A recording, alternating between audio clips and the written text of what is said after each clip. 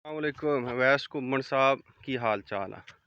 माड़ा बोल बोल बैठे हो, हुण माफ़ियां मंगदे हो, सफाइयां दिंदे हो, ते की लोड़ सी जदों अल्लाह पाक ने एड्डा इज्जत दित्ती आ।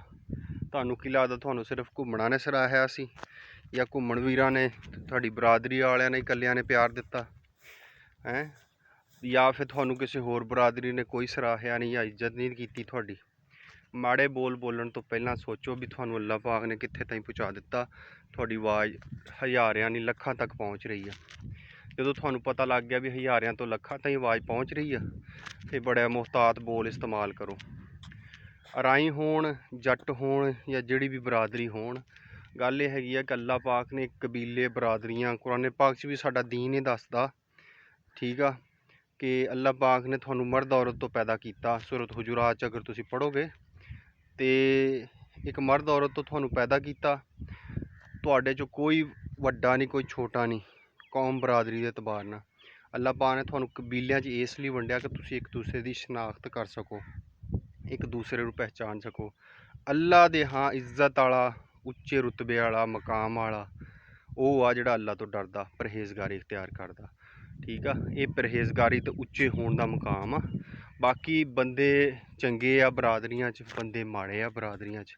सारियां बरादरियां कोई जम ना धोतियां होइयां, शक्के सदर होए, दिल पाक नहीं होए। गल यह कि बंदे बंदे ही हुंदे आ, हालात नाल बंदे कई टिक जांदे आ, उन्हां नूं दलेर कह दिंदे आ। कईयां को नहीं टिक हुंदा, उन्हां नूं माड़ा कह लैंदे आ, बुज़दिल कह लैंदे आ। पर बंदियां दी अपनी अपनी कैपेसिटी हुंदी आ। तुहानूं अल्लाह पाक ने इज्जत मरतबा दित्ता, तुसीं एक मशहूर मुकाम ते पहुंचे हो, एक्टिविस्ट हो, तो तुसीं अपने लफ्ज़ां दा चुनाव इदां दा करो कि किसी दी दिल आज़ारी ना होवे। बाद च तुसीं कह के माफ़ियां मंगदे फिरो, हो जांदा बंदे तो, तुसीं भी बंदे ही हो, तुसीं भी उत्थे किहड़ा भी शक्के सदर दिल पाक कराई बैठे हो। गल है कि है तुसीं भी बंदे ही हो। माफ़ियां मंगण तो पहलां इस प्लेटफार्म दा तुसीं थोड़ा मान रखो कि स्टेजां ते बह के उच्चे बोल इदां दे जिहदे नाल दूसरे दी मानहानि होवे, दिल आज़ारी होवे, उस तो परहेज करो। बाकी जिन्हां भाइयां ने राई बरादरी खसूसी जिन्हां ने इत्थे स्टैंड लिया, बड़ी खुश आएंद आ कि जिद्दां दे भी बोल सीगे उन्होंने उन्हां ते माजरत कीती आ, इस नूं भी तुसीं कबूल करो। ये भी खुश आएंद आ ताकि जे उन्हां कोल गलती होई है, उन्होंने माजरत कीती आ। तुहाडा वड्डापन यह आ कि तुसीं अपने करैक्टर लई, अपनी बरादरी लई तुसीं स्टैंड लिया। ये भी बड़ी सराहना दा मकाम आ। अल्लाह पाक कोई आसानी दा मामला फरमाए।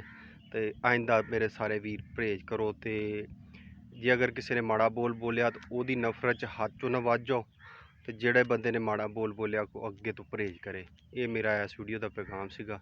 जे मेरा पैगाम भाई घुम्मन तक पहुँचे, अल्लाह पाक उन्होंने भी तंदुरुस्ती देवे, बाकी राई बरादरी नूं भी अल्लाह पाक हौसला देवे। आपां नूं कई कुछ लोग कह दिंदे आ, लेकिन आपां हैगे तो है ना।